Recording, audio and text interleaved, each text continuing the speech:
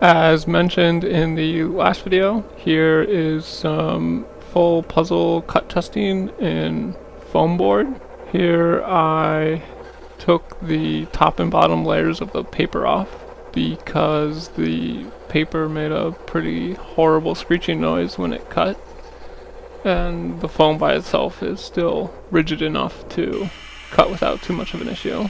So here I'm cutting a small puzzle, and you can see that it is making multiple cuts in a single cut group, as I call them, and it turns the saw off in between each one, but doesn't wait for the operator to remove the pieces. And so this testing in foam was a great success. The pieces look pretty good and helped me tweak a few settings in the code, and I only lost a few of the pieces into the dust collector. So here's a quick overview of how to do cut planning for these planar graphs like this. And so when I say graph, I'm referring to a set of nodes and edges that connect them. And there's actually two graphs going on here.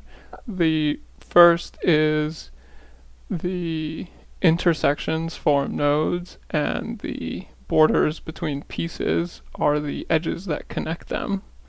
So here I've highlighted some in red. And then we also have the faces, which are formed from a set of the edges in the other graph, and then those get edges drawn between them if they share an adjacent edge or if they share a border. The first thing we need to do is mark all of the nodes in the first graph in green, which is anywhere that we're allowed to start cutting from, or the free nodes as I refer to them. And any face that has a free node on one of its edges can be cut out completely. And if we want to now choose a subset of those pieces to cut out in a single group without pausing between them or without removing those pieces from the workpiece itself, then we look at the subgraph formed by those faces, which looks like a nice linear chain, just like a checkerboard. But in the general case, you can end up with all sorts of different graphs. And then we just want to choose what's called a independent set, or another subset of those nodes that share no edges. And so here it again is the simple case, just like a checkerboard, where you can choose first the even and then the odd pieces to cut out. And then in the original graph, we can remove them completely. And then we mark the new free nodes, and we can proceed all the way until the end.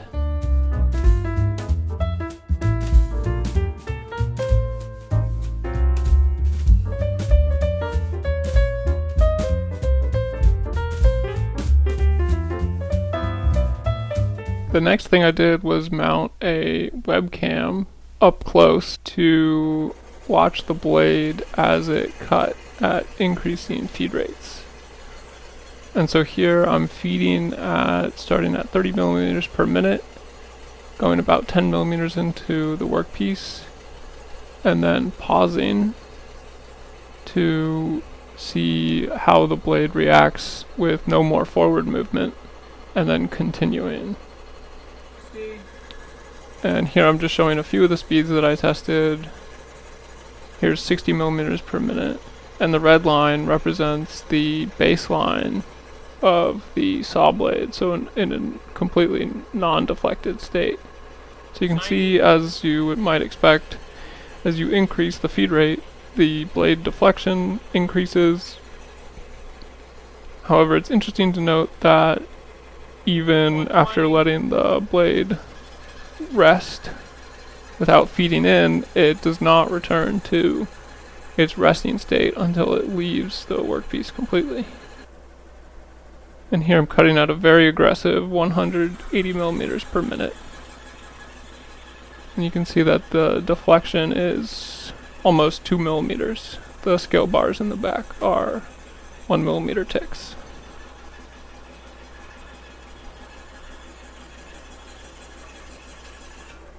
And just for curiosity's sake, I tried a back bearing guide like you would find on a bandsaw.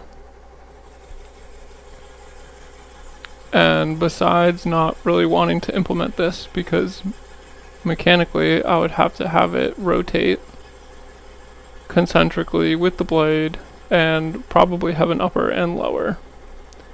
But anyways, here I'm just doing a simple feed forward test, and all you're doing is shortening the distance, but these blades are so flexy by themselves that I don't think this is going to eliminate the blade deflection, so you may as well deal with it in other means. Then I wanted to observe the same thing but while cutting curves. So I drew up a sine x squared curve, which is just a nice way to get increasing curvature across the length of the piece.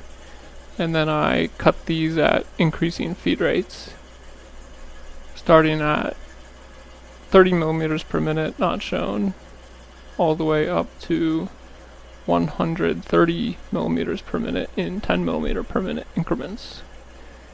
And I have these two different viewpoints on the same cut.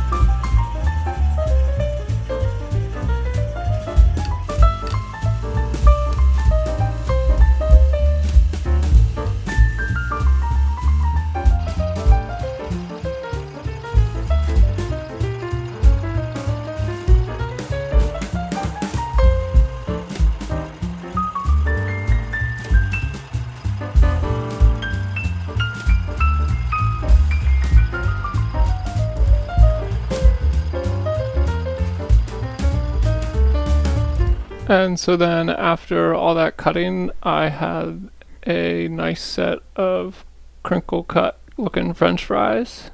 And here's some Glamor Pics.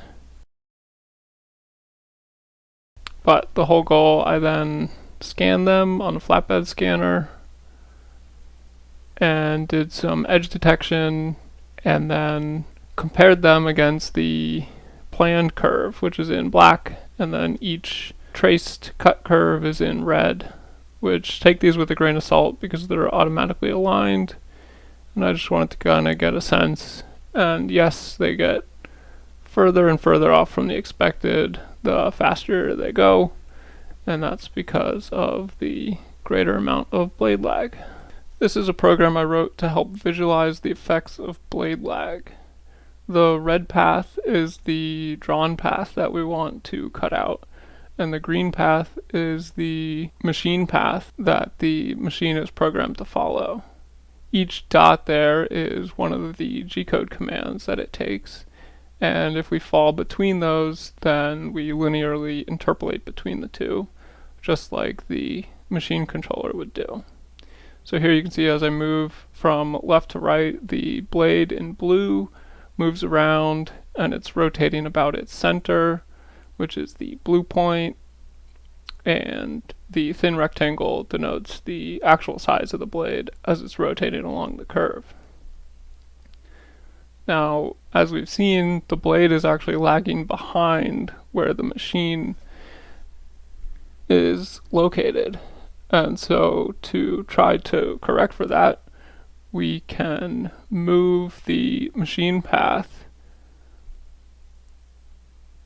forward by an amount that we think the blade is lagging.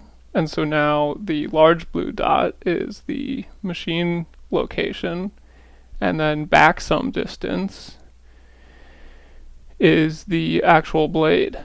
And so you can see that this green path now diverges from the drawn path, but the blade is always following our intended drawn path.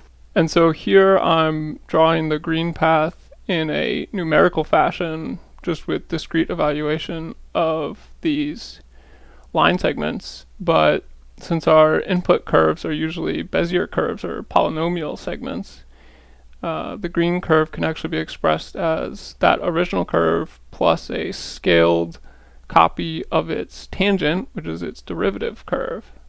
And so that is a nice way to do this to get back another smooth polynomial. Another thing to note is that the heading of the blade, or the rotation of the blade, is still coming from where the blade is on the red curve.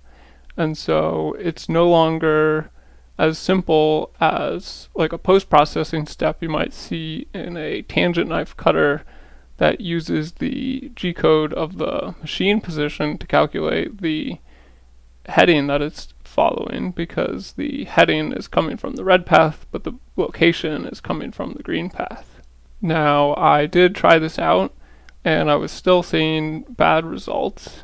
And so the next question you might want to ask is, what path does the blade cut if I do add a correction factor for the blade lag, but the blade lag is not what I expect it to be? And so we can turn on a pink path and move our blade to that pink path to try and answer that. But this turns out to be totally wrong. And I'll demonstrate that, for example, here. This pink path is just a naive offset of the blade lag. In other words, if the blade lag exactly matched, we would get that curve, and all I'm doing is scaling the blade lag term down to get this pink path. But the heading here is correct on the red path, but if you moved and the blade was actually on this pink path, then you can see that the blade would almost certainly start cutting in that direction towards the actual green path. And so even before it gets to that point, it's surely going to have diverged. For example, here it would cut more towards the inside. Anyway, so this is still something I'm exploring, and I'm currently evaluating some methods for tracking the actual position of the blade and correcting for that in an online fashion.